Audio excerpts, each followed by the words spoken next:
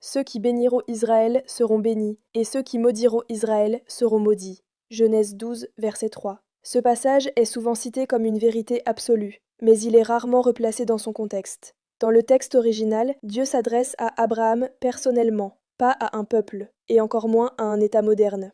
Il dit « Toutes les familles de la terre seront bénies en toi ». Autrement dit, cette promesse dépasse de loin la notion nationale ou géographique d'Israël.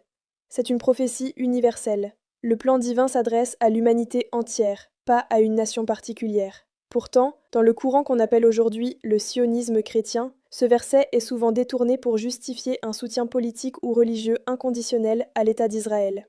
Ce mouvement, né aux États-Unis, s'est infiltré dans le monde francophone à travers les églises, les médias et les réseaux sociaux. Ce phénomène transforme la foi en une sorte de marché spirituel. On croit qu'en bénissant un pays, en envoyant des dons ou en soutenant certaines causes, on recevra en retour la bénédiction divine. C'est exactement la même logique que l'évangile de la prospérité, un christianisme centré sur la recherche de bénédiction, de réussite et de faveur, plutôt que sur la vérité et la repentance. La foi devient une transaction, pas une relation. Et cette dérive crée une nouvelle forme d'idolâtrie. Les croyants ne se prosternent plus devant des statues, mais devant un État, un drapeau ou une idéologie politique. C'est une idolâtrie moderne, bien maquillée sous le nom de soutien spirituel. Cette adoration de l'État d'Israël rappelle étrangement les églises où l'on vénère Marie comme une divinité.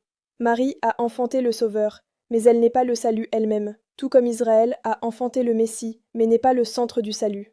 Dans les deux cas, la création a pris la place du Créateur. C'est le même esprit d'idolâtrie, sous des formes différentes. Même dans l'Ancien Testament, chaque fois qu'Israël se détournait de Dieu, la malédiction suivait.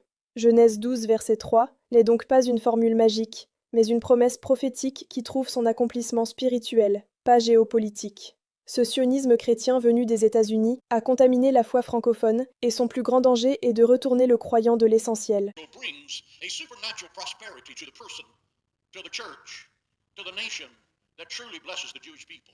The golden key to releasing God's supernatural prosperity on your life is found in this simple verse.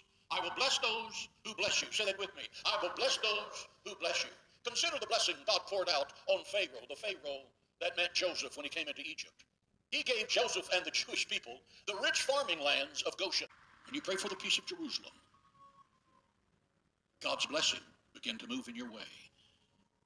Christians have no idea how much God loves Jerusalem. The Bible calls it the city of God. God says, I have put my name there. That's my city. Jesus is coming back, not to Washington and not to Rome. He's coming back to Jerusalem. May the enemies of the Jewish people be scattered in confusion. May they